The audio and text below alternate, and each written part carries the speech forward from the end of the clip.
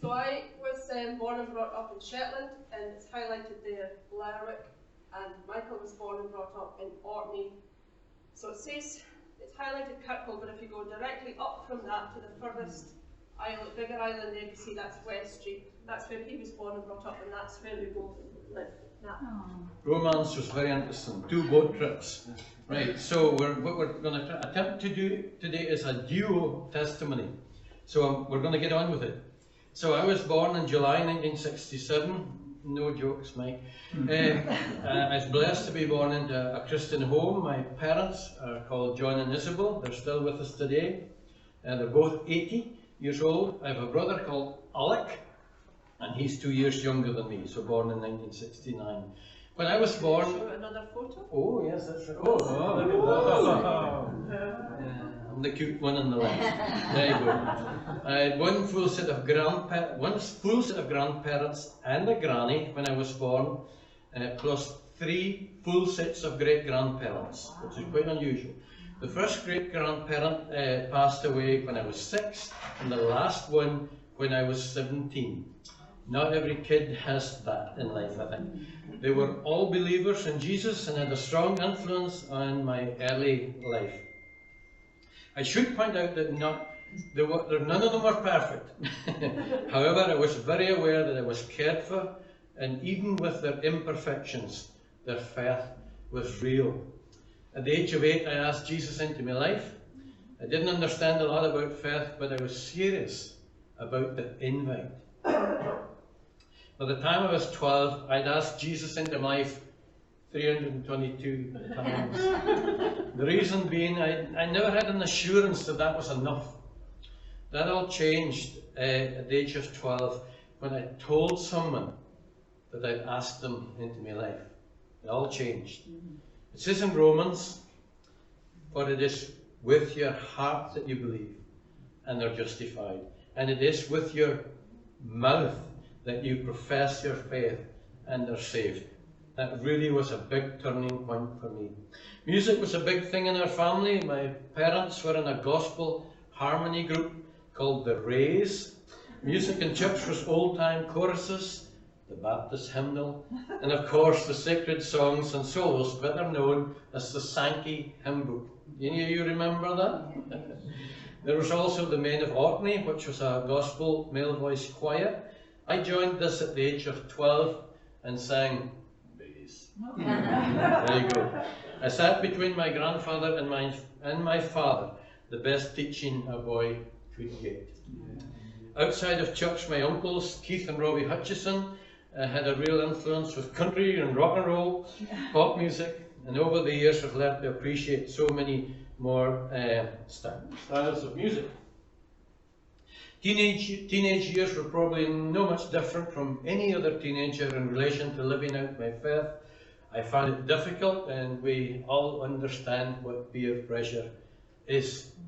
However, looking back, I can see that the Holy Spirit worked really hard at directing me and kept me out of real trouble at times. That's just being quite honest. The temptations were never far away. And you know something? That's not changed. Not changed one bit. Gaining Christian friends made a huge difference in getting involved with the Christian youth in Shetland, where Teenie came from. That played a big part in just holding me together as a Christian. So, I wrote a song somewhere about, I don't know what age I'd been, late 20s.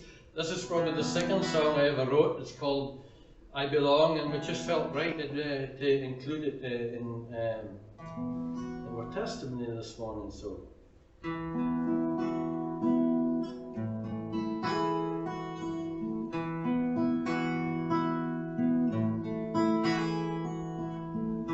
Was so young when I first met you, 8 years old, gone to Sunday school. Listen to matters about the heart. Oh, I understood it just in part, but I knew. Whoa, whoa, I knew. I needed you.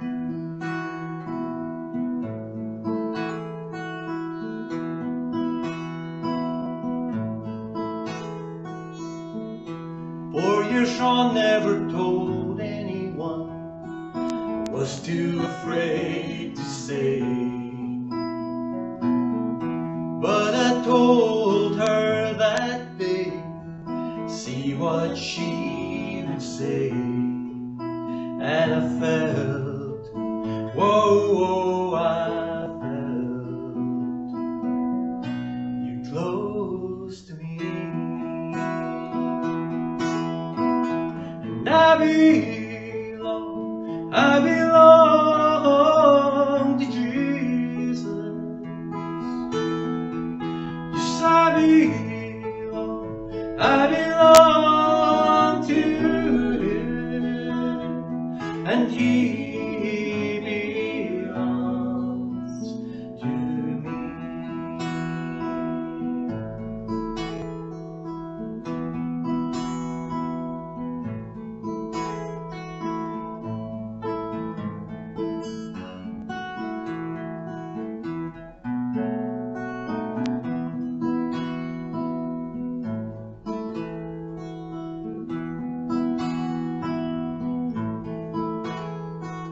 It hasn't been easy every day. I don't have all the answers that you'll hear me say.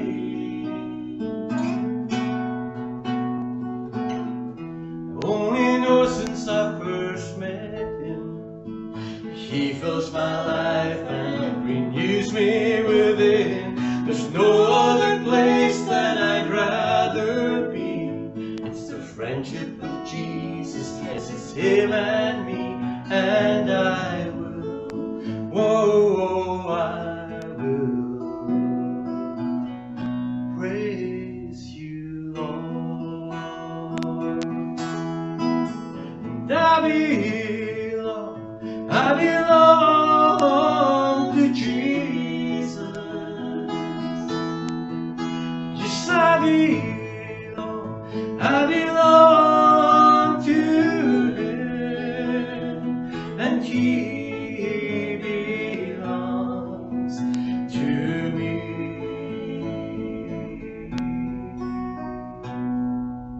And I belong, yes, I belong to Jesus. Yes, I belong to Him,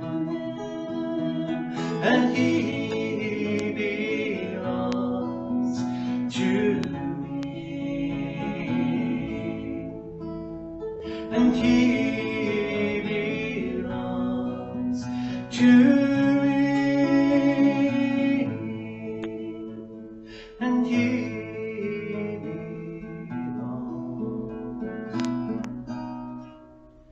to me.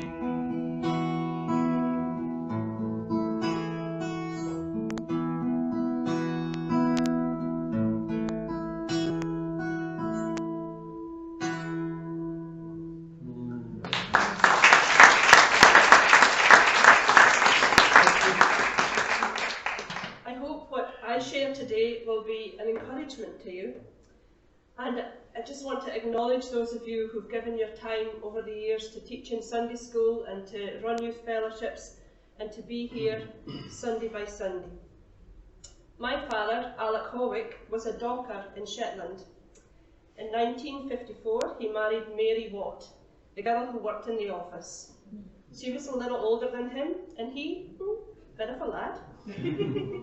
It wasn't long before family started to arrive. Sandra, Janetta, Margaret, John, and then, surprise, surprise, twin girls, Audrey and Morag, born in 1963. Alec and Mary and their 6 children lived in a basic house and had little. They were a Christian family and involved in the Baptist church. In April 1965, when the twins were just 2, tragedy struck their home. Mum, Mary, was dressing the older girls for Sunday school, had a bit of a headache, took a brain hemorrhage and passed away. A grieving Alec, aged just 31, was left with 6 young children to feed and no mum to look after them, while he earned a wage. His own mother lived 40 miles away. She came to stay initially, but that was no long-term solution as she had the farm to run. Sadly, nowadays there was no support from social work, no benefit system.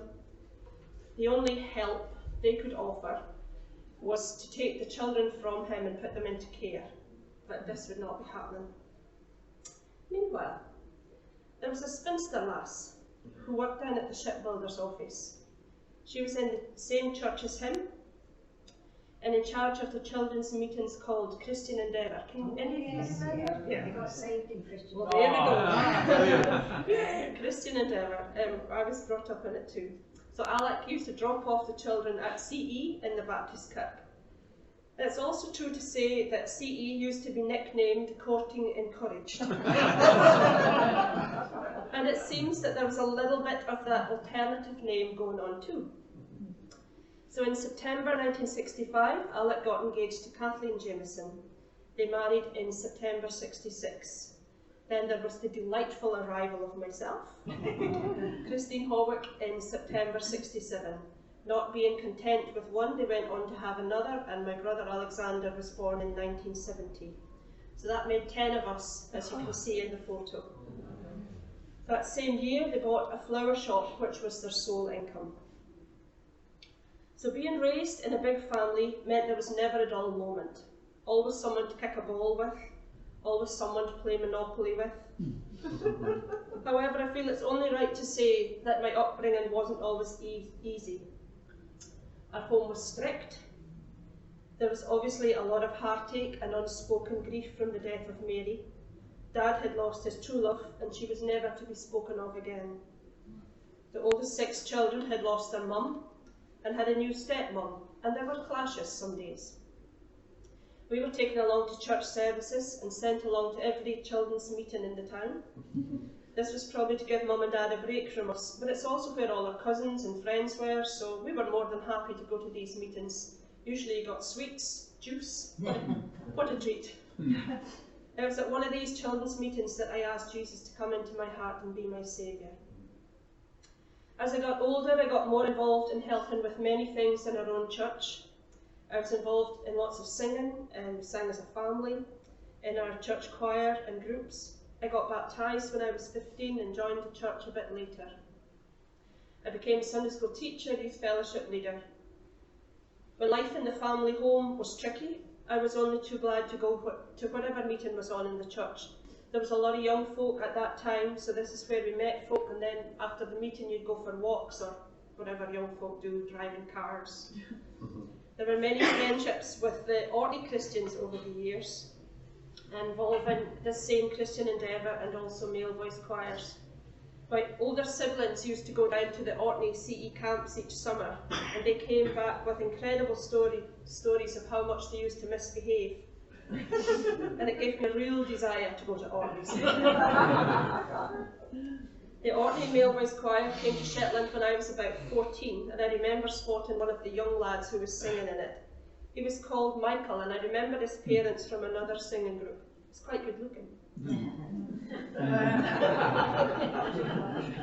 The following year, this lad Michael was coming to Shetland with his nana to spend a couple of weeks on holiday after leaving school and before starting work on his father's farm. They were staying with my friend, so he just tagged along with us young folk, whatever we were doing. It was June time and long daylight, and we used to go walking a lot. I think we managed to manipulate the route home so that just the 2 of us were left.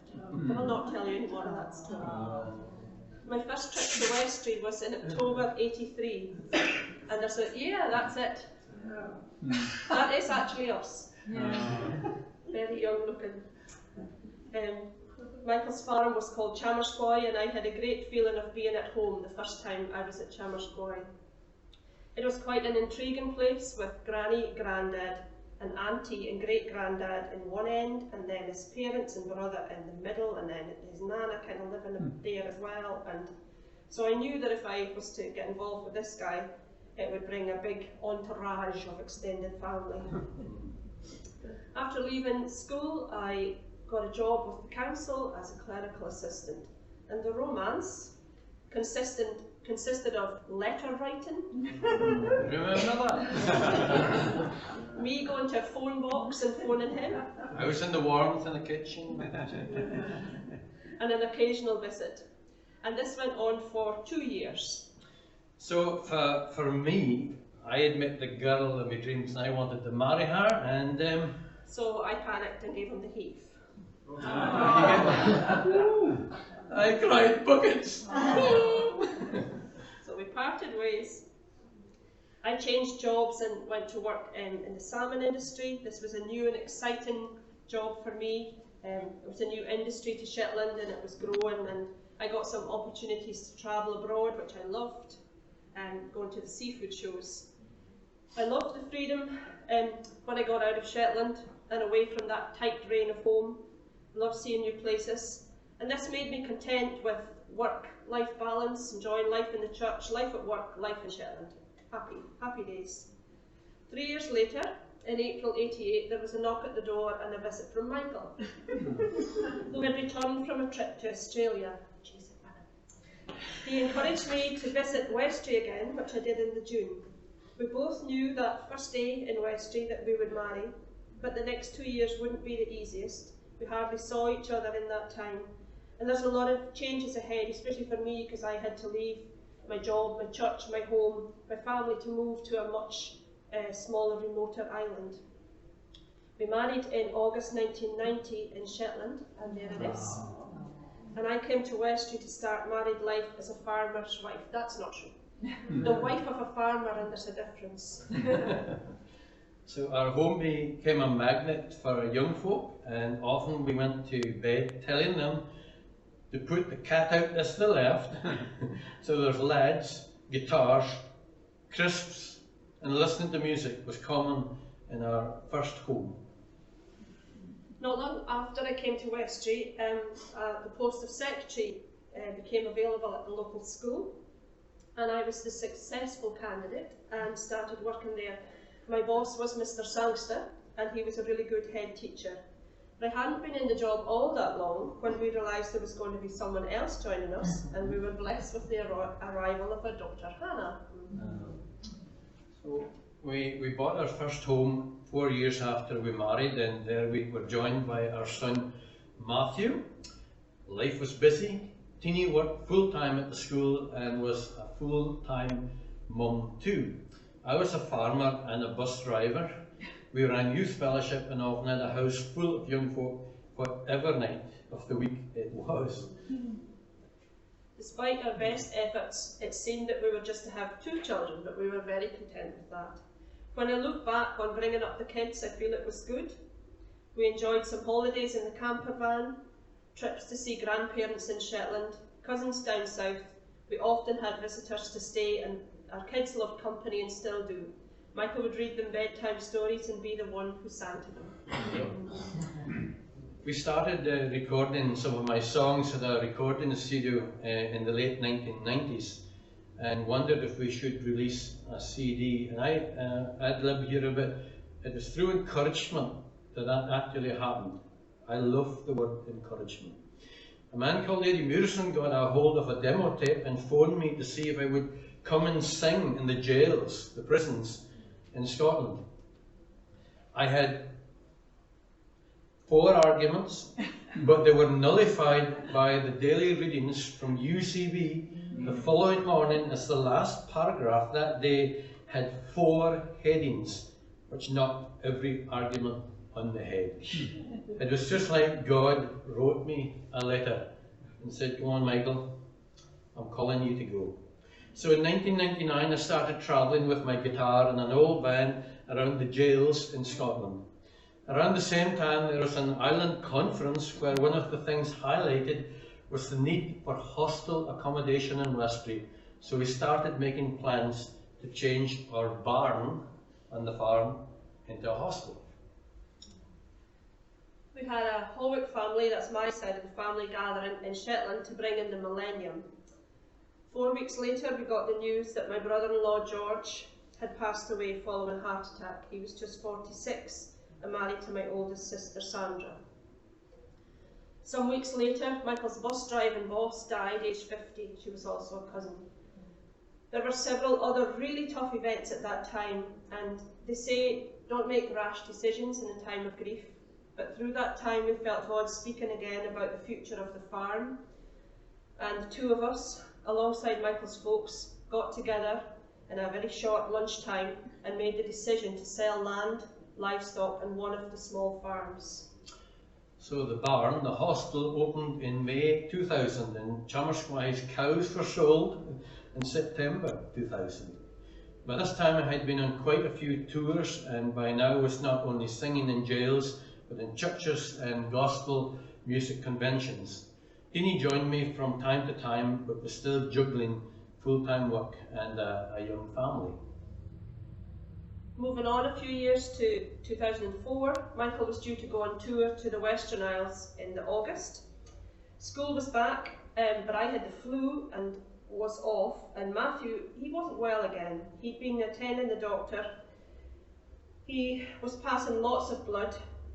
He was about 8, 9 at the time, and he'd been getting some blood tests. And it was a Friday and my sister was coming to stay with two of her kids. The weather was awful, there was a terrible storm, which is quite reasonably rare in August. And the middle ferry into Westry is what she was meant to be coming on, but it got cancelled. So Michael was to be leaving on the evening ferry, so he wouldn't get to see her anymore. And then we got a phone call from the doctor's surgery, who had just got Matthew's blood results back, and he basically said we need him in Aberdeen immediately. So they sent in, it's a helicopter now, but in those days it was a small 8-seater plane run by Loganair, and they used to take seats out and put in a stretcher bed. So this small plane was sent for, and Matthew and me left on this small plane from Westry to go straight to Aberdeen. And we had to debate what Michael should do. What should he do? Because there was Hannah to consider. But we felt it was right that he should still go on this tour, and my sister was very happy to look after Hannah, who we called out of school, and then her grandparents took over that job. It just is a really, really difficult time when one of your kids is sick, and it almost seems selfish still to go on tour, you know, and leave your wife. I'm living here a bit, but to leave her to go with Matthew, it seemed like a bit selfish. Like I wasn't willing to change the way of life. It couldn't have been more different.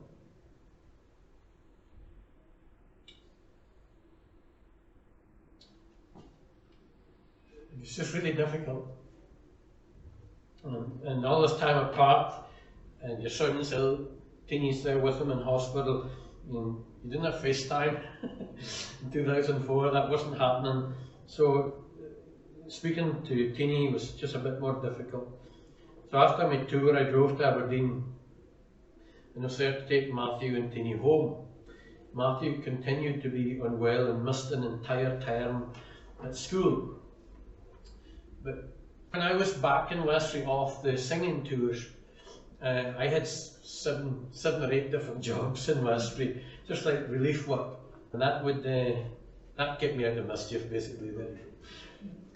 Not long after this, my dad died, and the one I told you about at the beginning. There was also changes at school, and Mr. Sangster had left, and so an opportunity arose for me to apply for practice manager post at the surgery. So I changed jobs. I think I enjoyed it most of the time at the surgery, but I have to say that dispensing and all I had to learn was the steepest learning curve I was ever on in my life. I hadn't been there long when my niece's husband was killed in a motorbike accident. Basically lived outside Aberdeen, was driving home, came out past the buildings and was blown off with the wind. And when something like this happens, it can leave you with an awful lot of questions.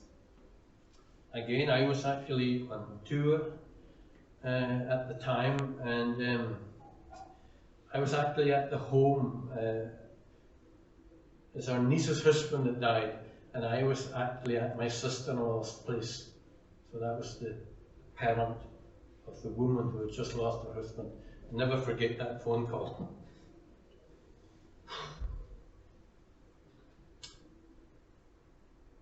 It was just awful. Anyway, I was actually on tour at the time. And here's the thing, God gave me enough strength to even minister in the middle of that. Gave me the strength to go and do a concert. And here's the thing, I never even mentioned it. I didn't, because of what's happened now. I didn't mention what had happened until the end of the concert, and then it all came out. But God kept me, even in the midst of that. It was one of the toughest things I've ever done in life. So if I could see now, the touring continued, and we've had the opportunity to visit some amazing places along the way. I've visited Belarus twice. The second time was with Teenie and Mari, our friend and just a lovely lass, and she come and play with us and sing, and would still do so if we get the opportunity. So we were in Belarus together. So we were invited in January 2009, which is the Orthodox Christmas time, to go with a charity to be at the other end of the shoebox appeal. Fantastic privilege. In other words, we delivered the boxes to the children, and sometimes in their homes. We were also there to do concerts. So, can you say about this? So this, we actually had to, it was really cold in Belarus. It was like -27 or something like that. And the snow was a height on the ground. In fact, there's a rule with the schools that they only shut the schools when it's -30. So it was, we live in space.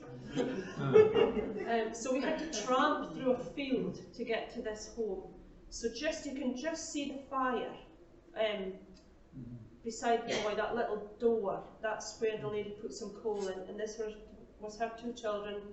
The boy is blind, and the pain in his eyes, he told his mum as a child, he wanted to pull them out.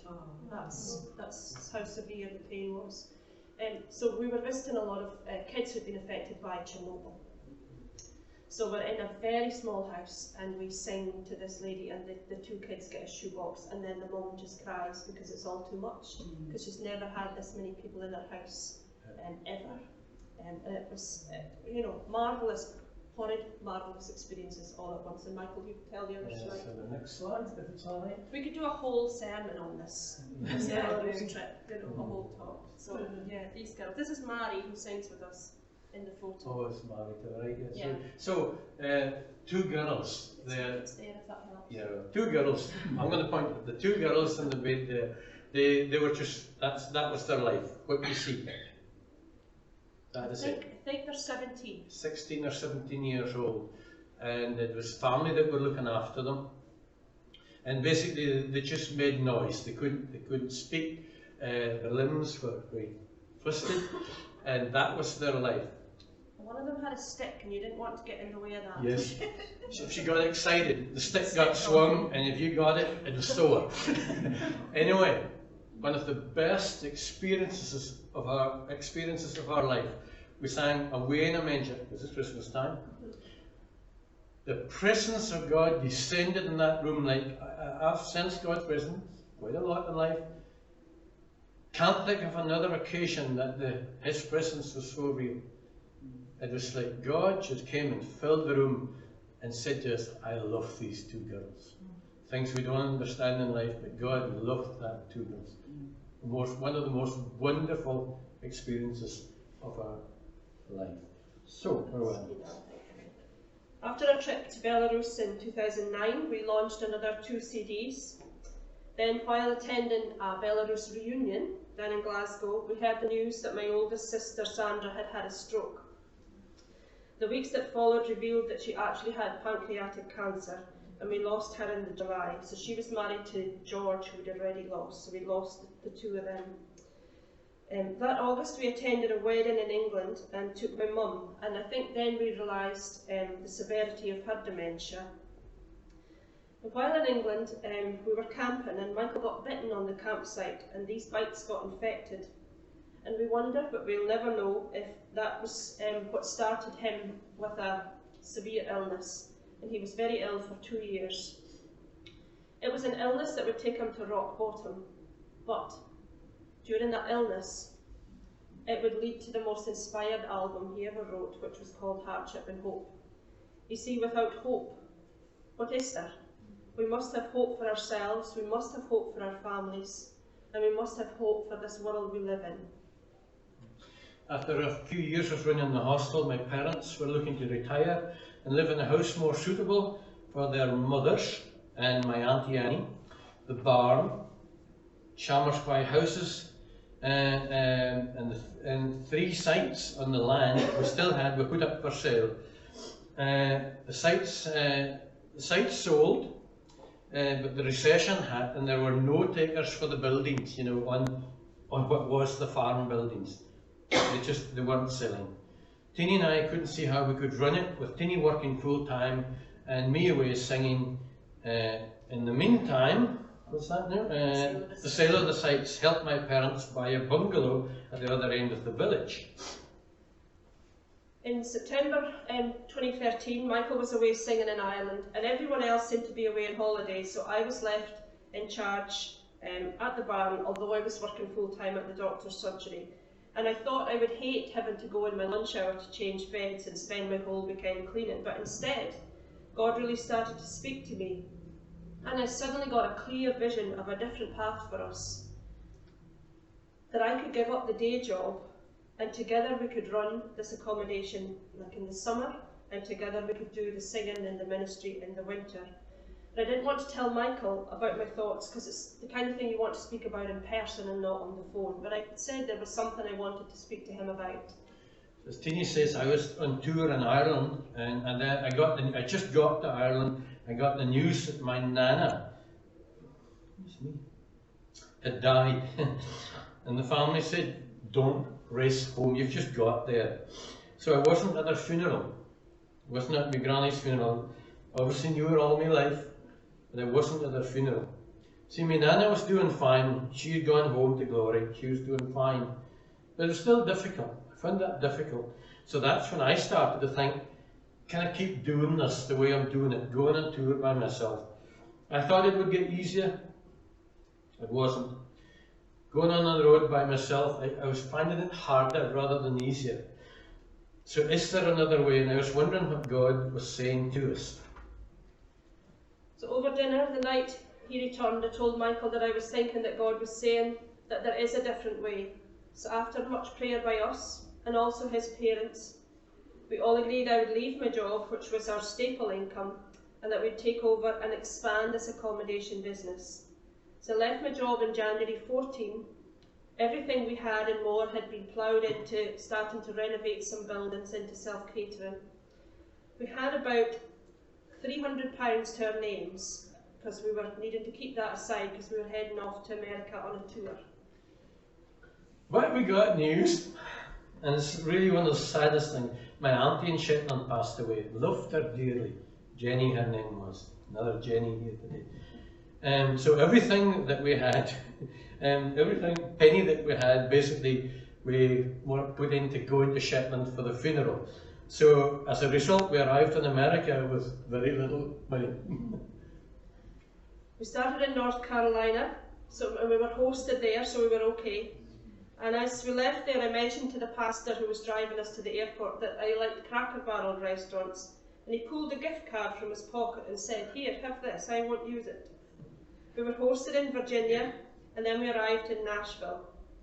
We did a concert in a small church, then went to a steak and shake restaurant about 10:30 at night for some food.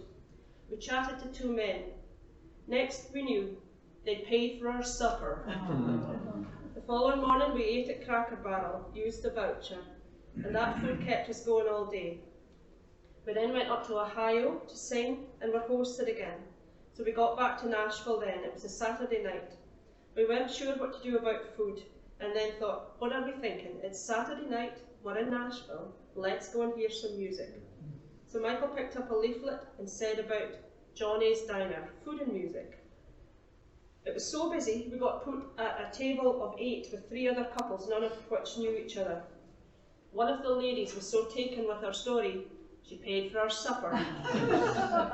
And that is how the week continued, and that would be a whole other sermon just that week in America. Just a very quick flick of, funny seeing your name on the highway that you're going singing in America. And is there another photo? In the middle is a guy called George Hamilton IV, who was a real Country legend. Real influence in opening up opportunities for us in America, and without him, he paved the way for that. He's a very dear friend and we miss him. And the next photo is, that's Joanne Cash Yates, so that's Johnny Cash's sister. Oh. So it was through George Hamilton that we got to sing at her church. Anyway. So for a few years we had our summer and winter careers, but the situation with Teenie's mum's dementia deteriorated, I can nearly say that, and we took her to live in our home in Westbury. She lived in Shetland. This put a stop to us travelling to do the singing ministry. During this time, Teenie's old boss, Mr. Sangster, offered us the use of his boat hole in Beda. Not far from here. So on 2 occasions we got respite for Teenie's mum and came to Beda, and we were truly smitten. We just fell in love with the place. On our first day in Oaxaca, we parked opposite Coy's Cafe and walked along to find the Living Water Church that Teenie had researched on the internet, so that on the Sunday we would know where it was, where you all are. And my mum was with us for 3 years before she passed away. And then we just have 2 slides to finish with. This is Chamershwoy that we're talking about. This is the farm that I first visited Michael at. And this is what we run now as an accommodation place. And there's 2 different views of it. From the front and the back. So our business is has much more summer trade now. We have 28 bed spaces, so I spend a lot of my summer, you can see the washing on the left. I spend a lot of my summer doing laundry. I spend a lot of my year doing laundry.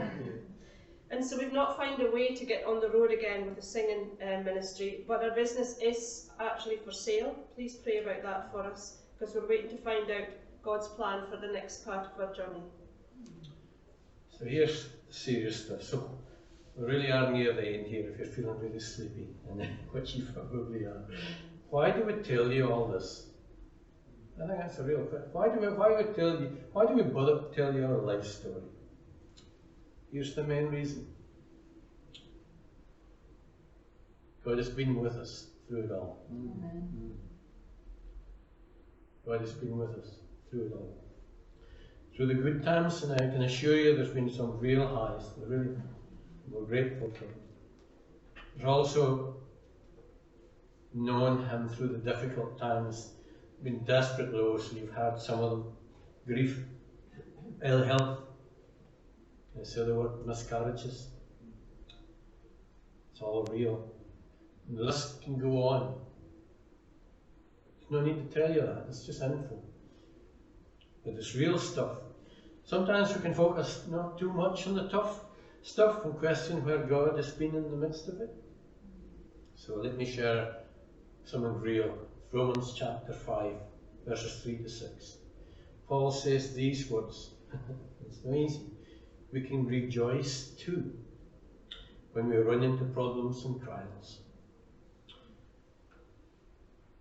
For we know that they help us develop endurance. And endurance develops strength of character, and character strengthens our confident hope of salvation. And this hope will not lead to disappointment. For we know how dearly God loves us, because He has given us the Holy Spirit to fill our hearts with His love. When we were utterly helpless, Christ came at just the right time and died for us.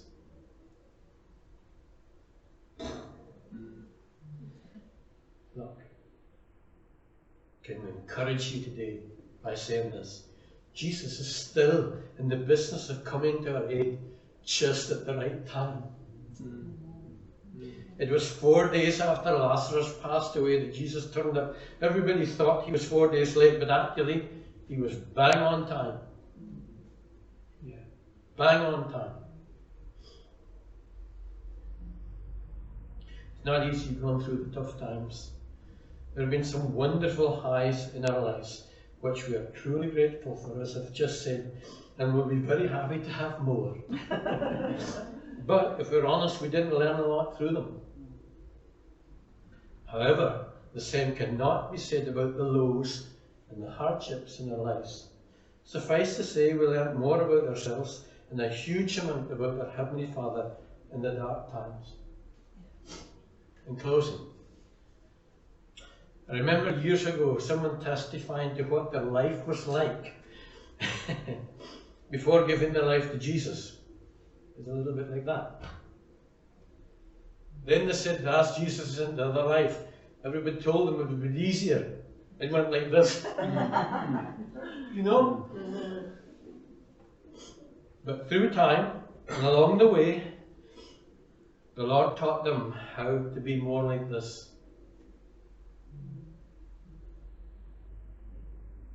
When everything else around about them was going like this. Things that we don't understand.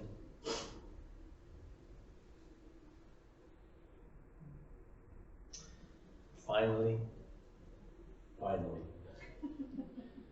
if you're struggling right now, and you don't think you can carry on, and you just want to let go of God's hand because it's just got too much, you're really, really, really struggling. Well, I suggest this. Ask Him to hold on to your hand instead. And tell Him this, please don't let go. God's in that line of business too. May God bless the whole bunch here, the whole lot here.